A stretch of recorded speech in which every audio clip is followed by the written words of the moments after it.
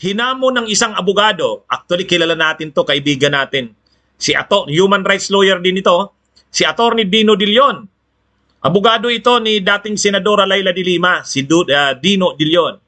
Hinamon ni Attorney Dino De Leon si Sara Duterte na ilabas, isa publiko ang kanyang SALN, yung Statement of Assets, Liabilities, and Net Worth. Yung kanyang Statement of Assets, Liabilities, and Net Worth nung panahong siya'y mayor pa ng Davao, ilabas niya yon. Yung taon-taong SALN ay sinabmit niya, dapat ilabas niya yon. At nitong panahon na Vice President na siya, ilabas niya rin ang kanyang SALN. Bahagi na ito ng sinasabi ni Attorney Dino De Leon kung talagang gusto ng Vice Presidente na malinis ang kanyang pangalan. Kasi nagrereklamo yung mga supporters ni Sara, hindi raw pinagbibigyan ng pagkakataon na i-clear ang kanyang pangalan sa mga isyung pinupukol dito. O yan na. O yan na yung pagkakataon nyo. Sila Harry Roque, sila Eric Celes ng SMNI, mga tao ni Kibuloy, sinasabi nila hindi raw pinagbibigyan ang Vice Presidente ng pagkakataong i-clear ang kanyang pangalan. Panay lang daw ang binibigyan ng pagkakataon na maatake ito ay yung grupo ng Makabayan Black.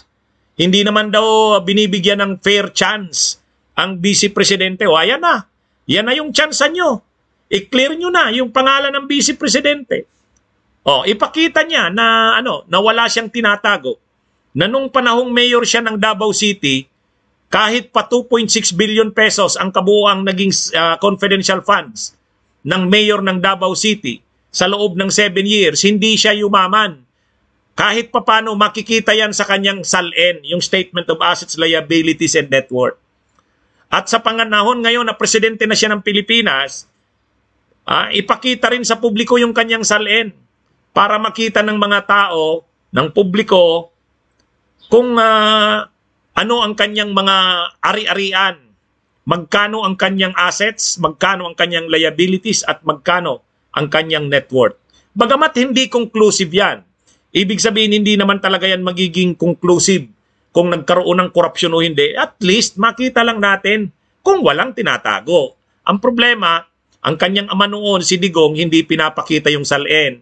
Tapos yung ombudsman naman na inappoint ni Digong, si Martires, siya pa mismo ang nagsasabing hindi pwedeng iobliga ang mga officials ng gobyerno na ilabas yung kanilang SALN. Kaya wala rin eh. Ay, sos, wala yan. Hindi niyan ilalabas ang SALN, mga kabunyog. Alam naman natin yung mag-ama na yan, si Digong at saka si Sara. Wala sa kanila yung word na transparency and accountability. Wala. Kaya nga nilagay ni Duterte si Martires bilang chairperson bilang ombudsman, sorry. Ilinagay ni Duterte si Martires kasi si Martires yung tagapagtanggol ng mga politiko eh. Si Martires yung ombudsman na sa halip na protektahan ang pera ng bayan, mas pinoproteksyonan pa yung mga opisyal na binubusisi ng taong bayan. Actually, yung SALN na yan, Statement of Assets, Liabilities, and Net Worth, hindi naman conclusive yan, inuulit ko. Ibig sabihin ng hindi conclusive, hindi naman yan yung matibay na batayan para sabihing may korupsyon. Pero kahit papano, pwede ka nang magkaroon ng ideya dyan. Pwede ka nang magkaroon ng ideya sa Statement of Assets, Liabilities, and Net Worth. Kaya kahit papano, kahit hindi naman conclusive yan, pwede na yang magamit. Sabayan pa ng lifestyle check, pwede na sanang magamit yan para mag-imbestiga ang ombudsman. Ang problema, wala eh. Pero anyway, suportahan natin ang panawagan ni Attorney Dino De Leon.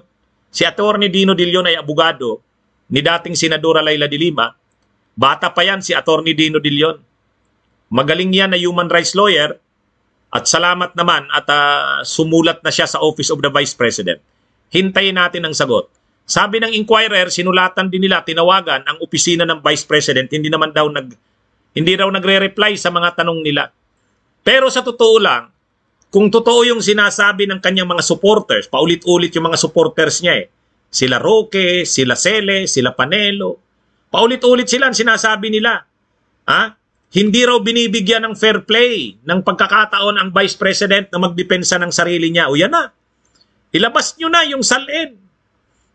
Kung walang tinatago, ilabas niya. Yan ang problema talaga kasi sa Pilipinas. Yung in-invoke kanina na yung in-invoke kanina Republic Act, yung ethical standards ng mga government officials and employees, sa totoo lang, dapat yung mga government officials and employees, bahagi ng kanilang ethical standards. Yan ang termino, ethical standards. Dapat hindi sila natatakot na busisiin ang mga salin kung totoo silang public servants. Ang problema, hindi ganyan sa Pilipinas. Kung pwede nga lang malusutan ang mga batas o gagawin, kaya nga tuwang-tuwa ang mga politikong korap ng si Martires na ang ombudsman.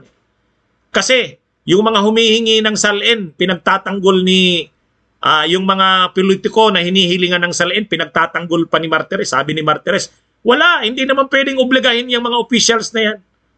Kung papayag sila na ilabas yung salin nila, okay. Pero kung ayaw nila, walang magagawa.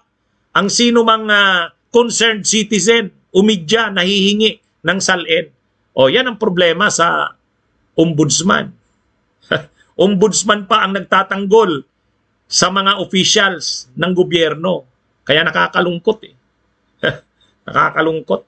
Wala nang transparency at accountability. Lalo na yung si Sara Duterte, spoiled brat yan eh. Papayag ba yan na busisiin yung kung paano ginastos yung confidential funds sa loob ng 7 years niya na mayor ng Davao? Sa loob ng 7 years ni Sara Duterte na mayor ng Davao, 2.6 billion pesos ang total na confidential funds. Mas malaki pa kaysa sa confidential funds ng Quezon City at Makati na mas mayayaman pang syudad kaysa sa Davao. Di ba? Taon-taon mula 2018, 2019, 2020, 2021, tapos na hanggang 2022, ang confidential funds ni Sara Duterte taon-taon 460 million. 460 million sa Davao City. Suportahan natin yung panawagan ni Atty. De Leon kahit alam nating suntok sa buwan dahil tama po kayo. Hindi ilalabas ni Sara Duterte ang salin nila. Hindi yan. Parang katulad din yan ni Digong. Lalo pat alam nila na nagsabi na si Martires na hindi pwedeng iobliga. Ito kasing ombudsman eh. Itong ombudsman, wala kang aasahan. Bunyog, bunyog, halikan na kasama ka.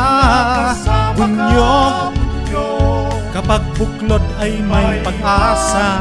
Luzon, Visayas, Mindanao, isa ang pananaw.